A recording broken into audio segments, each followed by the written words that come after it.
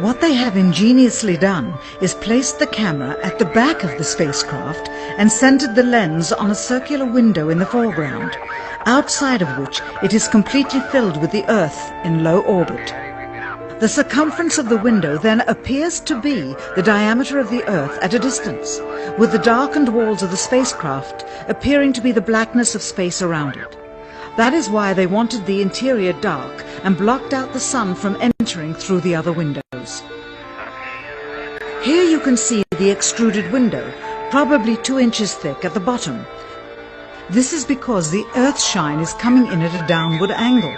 It also causes the Earth to appear to be an irregularly shaped circle, for you are seeing the outside of the window at the bottom and the inside of the window at the top, which together form 2 different sized halves of a circle. Subsequently, this take was never used. As they perfected the shot, a crescent-shaped piece of black material was inset slightly into the window to create the illusion of the Earth's terminator line dividing night and day.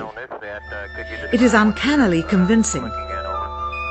During this segment, intended to be edited and played back later for the worldwide television audience, dated July 18, 1969, Neil Armstrong condemns himself as he states that he is 130,000 miles out, or halfway to the moon, as the NASA flight log also states on this date, when he is in reality in low Earth orbit of a few hundred miles.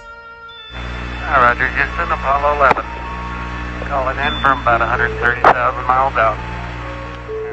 Here, during another segment, also intended to air after review, Neil Armstrong falsely explains to the viewers how the shot is attained by putting the camera's lens to the window's glass, as it would have to be if they were the claimed distance away from the Earth.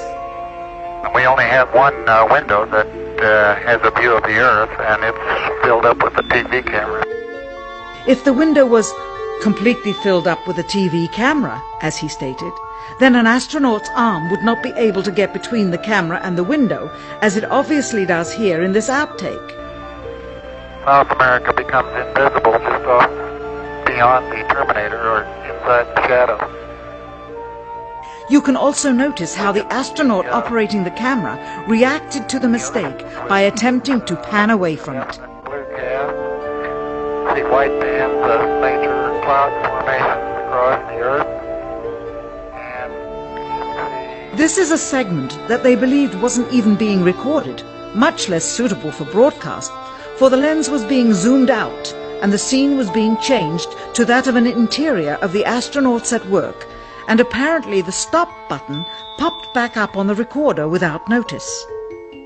Here is the diffused work light that they used to see camera controls, but not throw light onto the spacecraft's wall. Here they remove part of the crescent insert.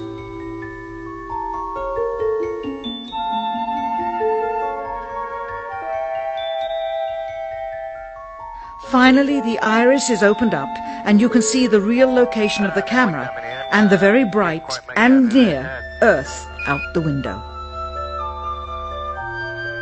Here is the slate for the 19th of July, and the same shot of trickery on the 19th of July, and then the 20th, and the same misleading shot on the 20th. Later that evening, they were said to be walking on the moon. How can this be when they were in Earth orbit only 9 hours earlier, and the moon is some 3 days' journey away? Furthermore, if they genuinely went to the moon, why would they be faking any part of it?